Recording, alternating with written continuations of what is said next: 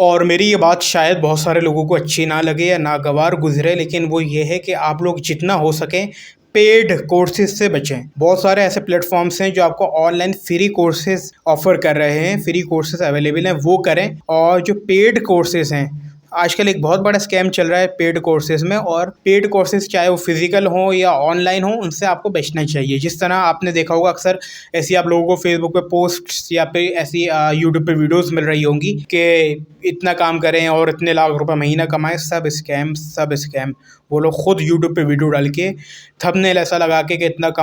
کمائیں آپ لوگوں کو اٹریکٹ کرتے ہیں تاکہ آپ لوگ وہ ویڈیو دیکھیں اور ان کا ریونیو یوٹیوب سے جنریٹ ہو، ان کی ارننگ ہو یوٹیوب سے،